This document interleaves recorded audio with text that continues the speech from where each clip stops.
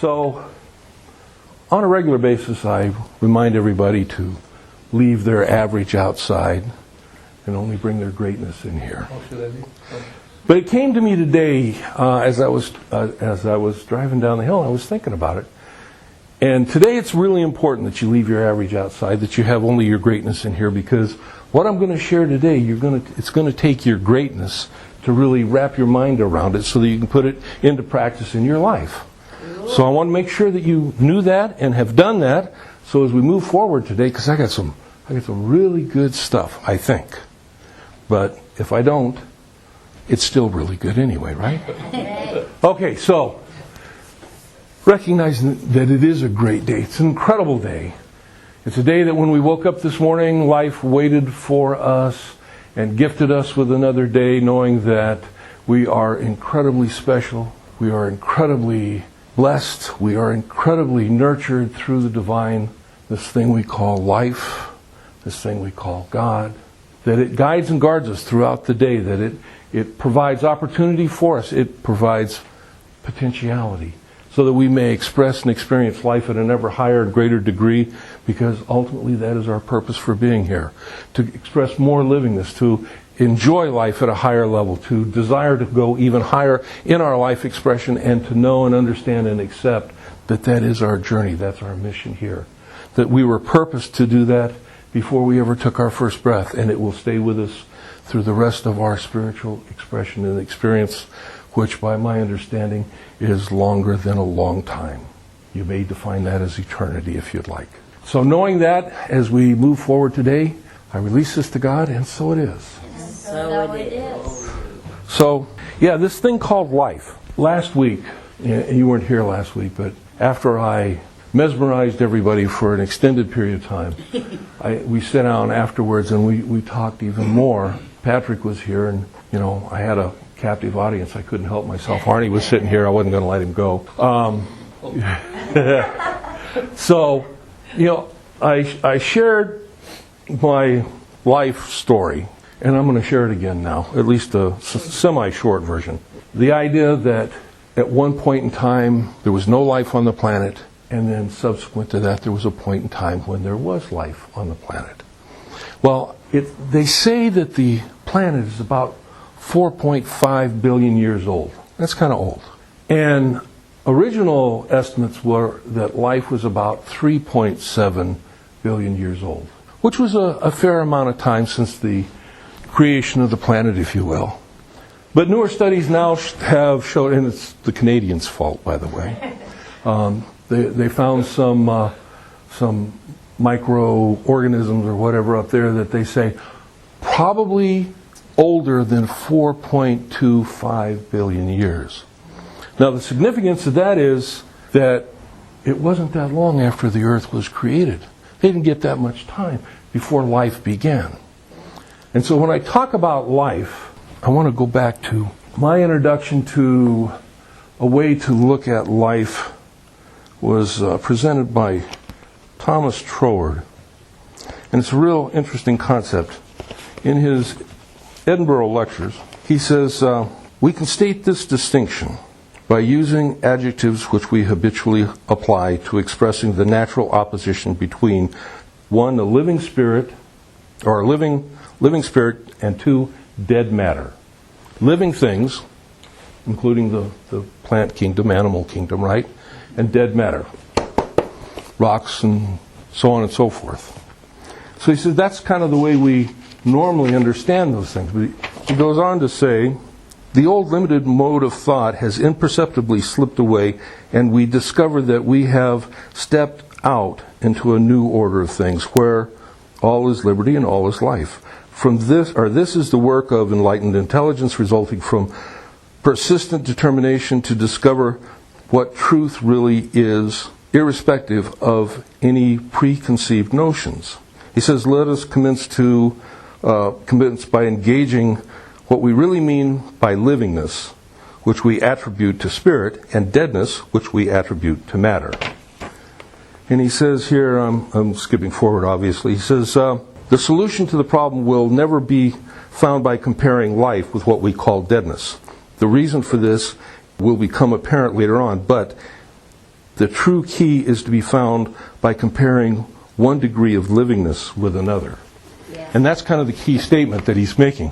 And he goes on, degree of livingness. Now, if we think of principle, what you call God, the creator of all that is, creates in its own, kind of, what they call that, the original, the Big Bang, that's it. Yeah, it slipped my mind. Whether you want to understand that it was the Big Bang or something other than that is not important. But at some point in time, there was nothingness, and another point in time, and understand time is only relative as we understand it. But there was something. In that creation of something, out of that, I should say, this planet was created. Within a relatively short period of time, and that really was a short period of time. If we're talking 4.5 billion to 4.25 billion, that's only 2.5 billion years. I mean, it's a drop in the bucket time-wise, right? All of a sudden, life's on the planet. No life, and now there's life. Life as we think of animal plant life. But if we consider it in degrees of livingness, the planet existed at a level of livingness prior to a higher degree of livingness with what we normally understand to be life, right?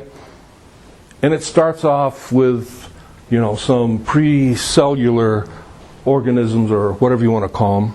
And then you have cells, single cells.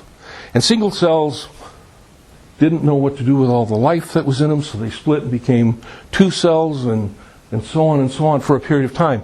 But with each split, it wasn't that the new cell produced was infused with new life. It was the same life. Whatever existed prior to what we call life experiencing exists.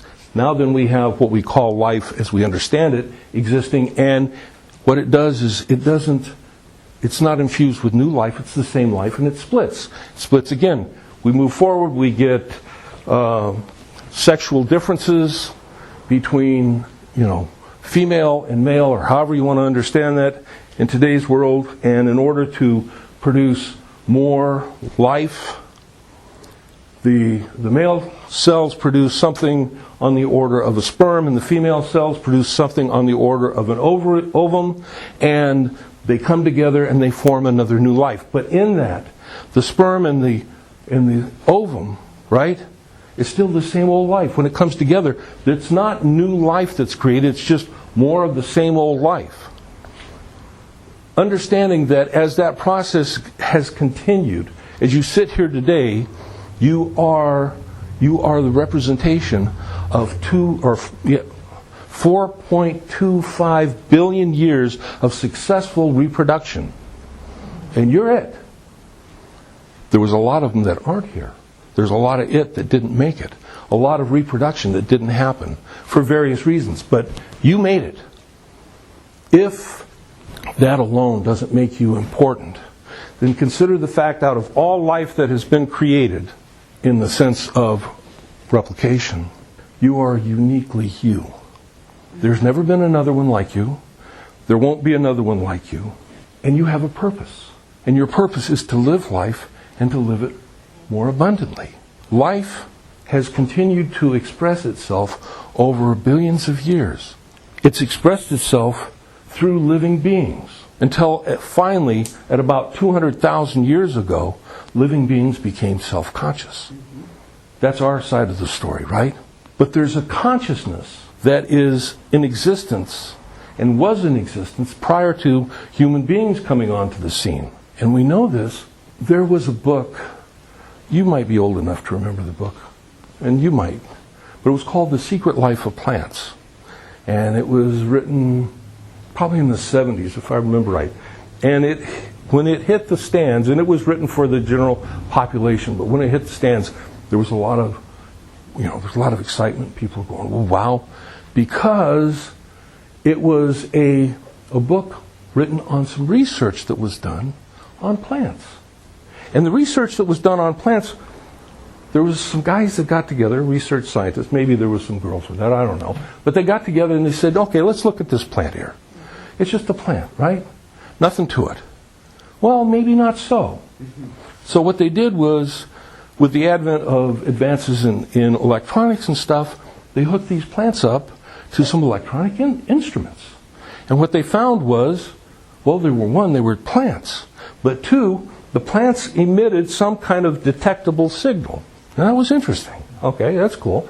But they got to thinking, okay, if plants emit some kind of signal, are they receptive to signals? As in consciousness, probably. And so they had some volunteers, like, take a plant and think loving thoughts towards the plant. And as they thought loving thoughts towards the plant seemed to nourish, and the information, the data seemed to, recognize that there was something positive happening. Okay, that's on the upside. On the downside, they had some people like him back there who would go into a room with plants with a murderous intent to shred the plant, cut it up, tear it apart, basically bring its life experience to an end rather abruptly. And not surprisingly, the research showed, or maybe it was surprisingly, that the plant responded with a fear-type response. Poor little plants were shaken in their pots, right? So they wrote this book about that. The important thing to understand is that what the book represented was consciousness that is expressed indirectly, not directly in the sense of, by touch or by verbal, but through some kind of something that's not tangible. Now, you can call that spiritual if you want. But a lot more research has been done on that since this. And apparently, consciousness communicates without having any direct representation. So I reviewed all that because I want to get to my starting point. And my starting point is a bunch of questions that I wrote down after I was giving some thought to this and kind of meditating on it. I'm not going to answer all these questions today, but this is going to kind of set up, what's going to happen over the next couple weeks. And yeah, I picked my topics because they were easy, right? The first question is, what is God? That should be easy enough, right? Okay, what are the relationships between humanity and God, or first cause, whatever you want to call it? What is man's relationship with man, or humanity's relationship with humanity? What is truth? Does a person's knowledge of truth serve a purpose? Is there a meaning in that purpose? What is mind? What is man's relation to mind? What is spirit? What is man's relation to spirit? What is life? And what is the purpose of man's life? And I'm starting kind of with that last question, last two questions. What is life and what is our relationship to life? And the thing is, if we look at the historical record, if you will, how humanity got to this place where we're here, right? We have consciousness, we have the ability to choose, we talk about God or first cause, all this sort of stuff. We talk about affirmative prayer, we talk about thought being energy, and on and on. But if we go back to the basics, what is life? Life is energy, and that's all it is. Sort of. Life is energy, but it's a very specific kind of energy. If you look at your body, your being, this physical thing, it's expressing right now because it is life expressing through it. Because the body is just a collection of chemicals and minerals. And, back when I was a kid, they did an estimate, and it came out to about 97 cents worth of minerals and chemicals plus water. Yeah, with inflation today, maybe you're up to $5. I don't know. But the thing is, there's not a lot here. And yet, look at what you do, what you experience, what you express. Obviously, you're not just a conglomeration of those minerals plus a little water. Stir them up. Ain't going to happen. Your life, you're expressing life. And when you leave this body for your transition to your next experience and expression, what is this body ceases to function. It goes cold in very short order. I mean, it goes from 98 point whatever to room temperature in a very short period of time. There's nothing in it that will keep it expressing unless you're in a hospital and they hook you up to stuff. But even at that point, it only goes for so long, right? Life, this energy, consciousness. Life, we understand, going back to,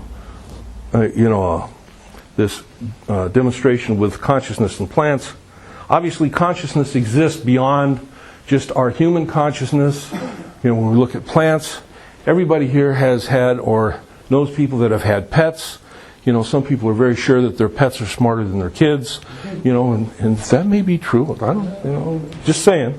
But consciousness, yes, pets, animals don't have the higher degree of consciousness that humanity does, but there's a level of consciousness there.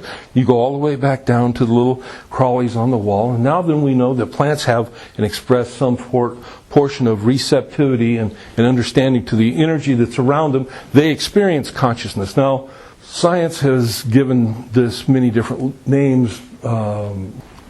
Life is. Now, Ernest Holmes used to say, and what brought me to this point, Ernest Holmes used to say when he would talk about and open his shows that there's one mind, that mind is God, that mind is our mind now, or there's a power and a presence in the universe that is available to you, or he would say, and usually he included this in every one of his shows, there's one life, and he would follow that with that life is God, okay, and that life is our life now. And so as I thought about this, and I thought, well, I always interpret that kind of as a spiritual understanding, right? There's a spiritual understanding that, life and everybody has that.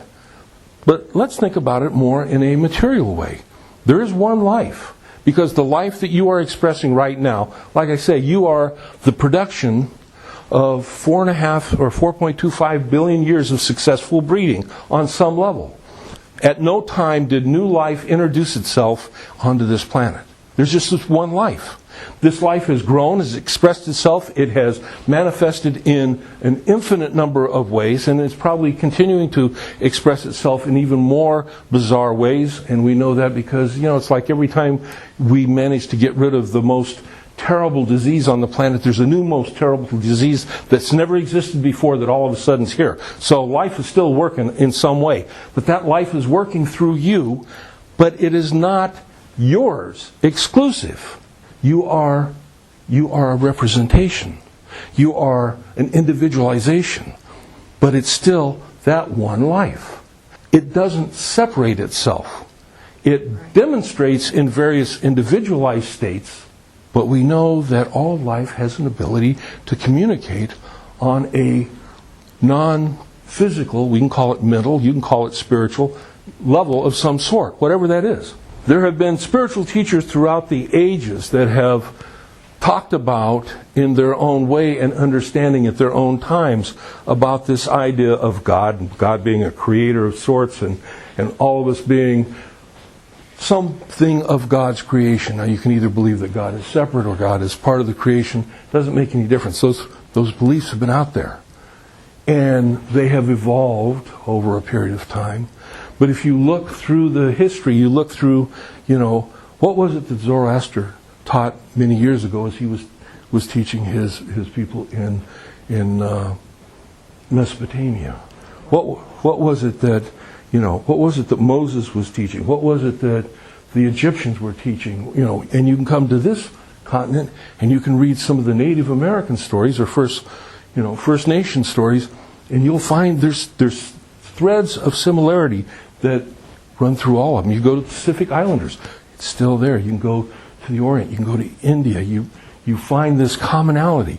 Why is it we have a commonality with such a diverse, and some of that diversity is diverse because there were physical separation. It wasn't like, Arnold here could have a discovery and shoot across the Atlantic to tell the First Nation people, and that, they could, Pony Express it. Well, they didn't have horse at the time, but they could smoke signal it across to the West Coast, and it could go, didn't work that way.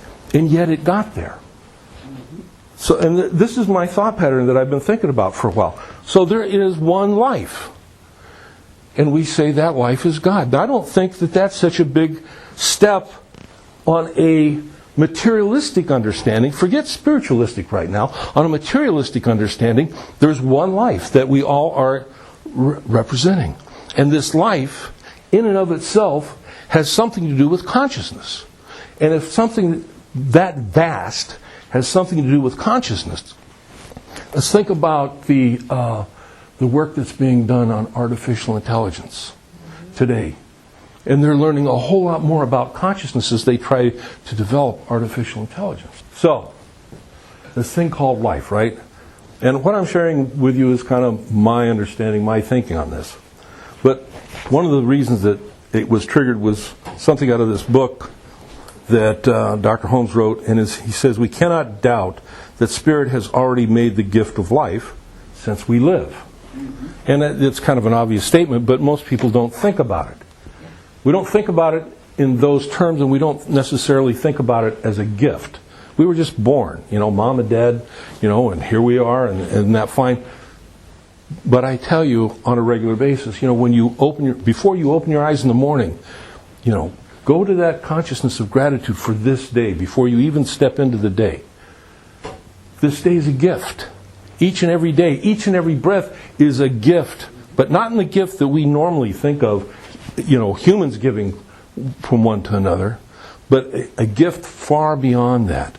Because you are, like I said earlier, you're individualized, you're unique. There's no other like you, there will be no other after you like you, and you bring something to life itself. You bring something to consciousness itself that nothing or no one else can bring, because nothing or no one else is configured like you do. You are or you do.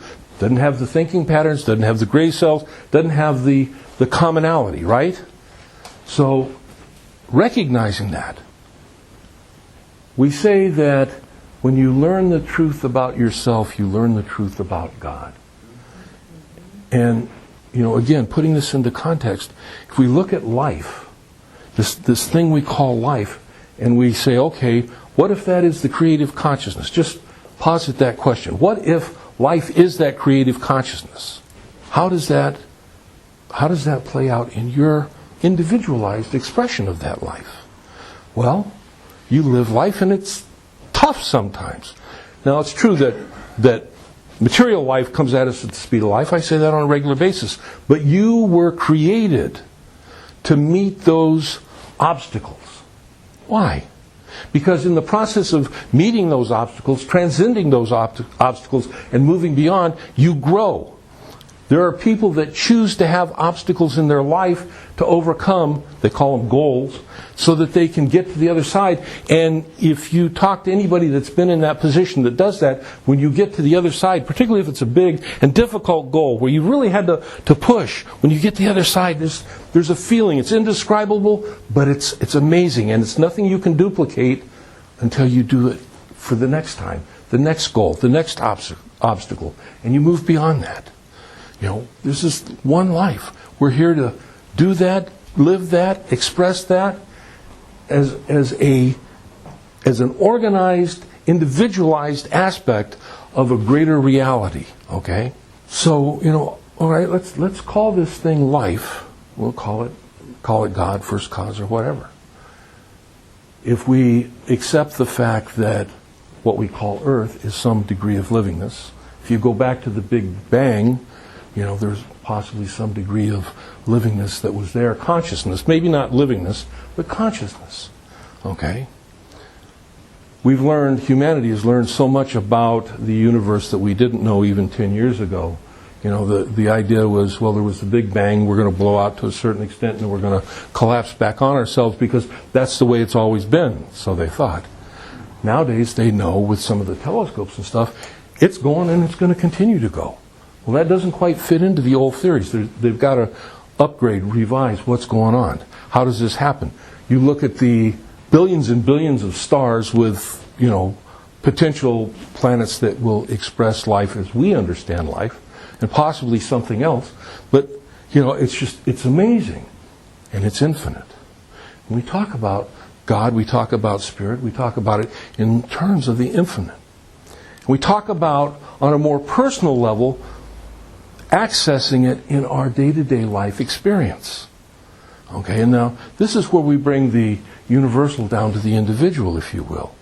If you recognize there's one life, if you accept that premise, if you recognize and accept the premise that it is expressing as you, that it is consciousness, that it communicates, when we begin to start talking about things like affirmative prayer, okay, we're talking about, the switchboard's already been built, the wires have already been wired, the connections are already there. So what about these things we experience in this life that are of a negative nature? Well, we have to address that, right? I mean, if there's one life and life is God, right, and it's expressing as us, through us, why the heck do I have things going south in my life, particularly with health or relationships or whatever else? If you accept that life in some way is behind that, like there's a part of life that is destructive, then you can't have an infinite universal life, because you create a conflict on a level of consciousness. And on a level of consciousness, you can't have conflict. So how is it that we have those things in our life that we experience? Well, you know that 4.25 billion years of successful breeding that brought us to today? Well, they also brought a lot of other stuff. There's a lot of baggage that came with that. Some baggage has been hardwired into the system due to the pressures of evolution. Some have been, widely circulated amongst consciousness of humanity. And not such good things, but ultimately, I'm just going to put it in this term, there is a belief in limitation, negativity. A belief are thoughts with emotions, and they have power. And they don't go away because you woke up this morning and said, I'm going to be positive today. Now, Holmes called this race consciousness. Carl Jung called it the collective unconscious. Epigeneticists are, and I read an article not too long ago that said something to the effect that, there's these things that we pass down from generation to generation, like beliefs, and we do it cellularly. So, blame grandma, grandpa, or you can go back generations. It's not just genetic diseases that we understand physiologically, but there are genetic diseases that are of a consciousness nature. And that brings us back to this consciousness thing. We're given a gift, like a brand new car. And this brand new car is shiny and all this great stuff. But we don't know how to drive. We're not given an owner's manual. Nobody tells us what to do. And we're expected to get down the road at a very high rate of speed. But the road's not nice and straight. It's got all sorts of twists and turns and potholes and everything else. And here we are. What are we doing? We're trying to learn how to maneuver through that. As we do that, better and better, we utilize that vehicle better and better. Because that's what we're supposed to do. So, along comes, spiritual understanding. There's been kind of a little bit of growth. You get it to new thought, and the power that we recognize as the universal presence that we call God, being ever present and ever available to us. Seemingly, it responds to us when we open ourselves up to a degree of belief and understanding. And that brings me to why I put things in the terms, expressed it the way I did today. It's not your normal, gee, isn't this Sunday and God's good for you and all this sort of stuff. Let's get down to the nitty gritty. Let's get down and look at how this thing evolved. And it makes sense to me to understand that consciousness evolved as what we call life, expressing through us as we express life, that responds to us as we seek to grow our own consciousness and express ever higher and greater degrees of life that we call our life. I don't know. What do you think about that? Does it make sense to you? Yeah. Does it make sense? Well, it made sense to me. Yeah. And there's more to come on this. It's just... Seems like a vast underground conspiracy. Now, there is that. But if you look at it that way, not as an underground conspiracy, but if you look at it as there's this universal consciousness. Yeah. Okay. Spiritual teachers, healers. You take Jesus, I like him because, we got a lot of stuff written on him, right? And he did these so-called miracles. Okay? And I believe that he did some kind of miracles because that's what's in the record that was remembered. Now, he may not have done them the way they say he did. He may not have done exactly the ones he did, but he did enough to really impress a lot of people, because at that time, his followers didn't number a great number. And he wasn't very popular. He was kind of a radical rabbi, and the powers that be wanted to take him out, and they did. But after they took him out, guess what? His story went on. His story went on because he taught people that were near and dear and close to him to do the things that he did, and he told them, you'll be able to do what I do, and more. And it was an organized resistance to that, because it didn't feed the narrative the way that powers that be wanted the narrative to be fed, that basically kind of quashed that. But that's in the historical record also. And they're not the only one. There's others. I've shared with you before about this guy Apollonius of Tyana. Now, he was there about the same time as Jesus. He did pretty much the same thing Jesus did, and he ran afoul of the people like Jesus did also. They took him out, because you're not supposed to go around and do these things, because the story is at that time that it's this and you're saying it's that, and we can't have that, because then it takes this and makes it no longer pertinent, and we can't have that. Okay? So they took him out. Other individuals happened the same way, but history is full of healers, of special spiritual people that have done various things. Somehow they've tapped into this energy at a level that the average person hasn't. But what one person can do, anybody else can do if you do the same thing. We all have the basic raw materials on some level, but most of us don't believe it. So we go through life. Life is struggle. Mom and Dad said you're going to have, you got to put money away in the bank for rainy days, and you're going to have this, and you got to do that, and and this, that, and the other, and we buy into that, and it's not a bad thing, but it's like very limiting. Mm-hmm. Now, before I finish, because it's time for me to finish for today, we're going to talk about the law next week, as part of our understanding of how this thing called life works. And we talk about, when we speak our word, right, affirmative prayer, that there's a law that responds. Okay? And that gets kind of out there for some people that aren't willing to, get to that point. But it's no different than when you decide to pick up a pencil off the table. Because there's a law that responds when you think the thought that causes this physical motion to take place without you having to think about every single step of the way. And it does it. You say, well, yeah, so what? Well, here's the thing. You didn't believe that at one time. You know that. Right. You had to learn that. Once you learned that, just like learning to walk, you no longer thought about it. Because your brain at the time when you were learning these things had a much greater potential than it does today to learn things. At that point in time, you could have learned any language spoken on the face of the earth. Any one. And it makes no difference where you were born. You're born in L.A., we can drop you in the Amazon jungle, and you can learn, or we can drop you into India and China. It doesn't make any difference. But by the time you're about 3, 4, or 5 years old, the brain loses that ability. And you're pretty much plugged into that one language. Now, the thing is, you can still learn other languages, but you got to work at it. Mm-hmm. And that's kind of where we're at when we're seeking to learn how to put this law into practice in our life. We didn't learn that language at the time when we were most receptive to it. We learned the language of what history has taught us. And we live what history has taught us. And then one day we discovered that, there may be more to life than this. That thing called life. And on that note, I'll say, and so it is for today. So it is.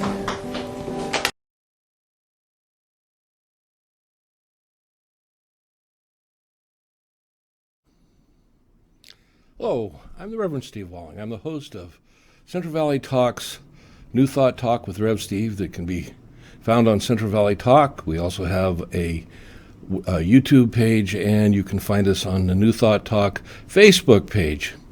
We've been doing this now for, 6 or 7 years, and we have a bit of an archive of our shows, and you're welcome to come there and kind of peruse through them, and hopefully you'll find something that resonates with you, that if you're a New Thought student or practitioner, that will help you in your spiritual journey.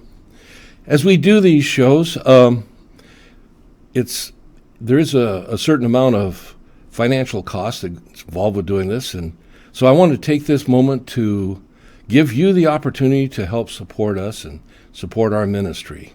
You can do that through PayPal. We have a PayPal account there, and all you have to do is go to PayPal and enter our email address, which is madeirasac@gmail.com. I believe it's on the bottom banner there. You don't have to have a PayPal account to make a payment through PayPal. You can do it with a debit or credit card. You just have to scroll down to the bottom of their login icon there, and you'll find a link that you can do that with. We've been supported over the years through many donations and gifts, and I want to thank all the people that have supported us. Look forward to continuing as I'm making this particular notice at the beginning of 2019. I look forward to another year of sharing New Thought teachings, my understandings of what Ernest Holmes and various New Thought pioneers meant as they created their books and their ideas and their philosophies. It's a powerful, powerful spiritual tool. It empowers us as we make our own spiritual journey in life. And again, I want to thank you for being with us, and I want to thank those that have supported us and those that are going to support us. And I'll see you on the show. Thank you again.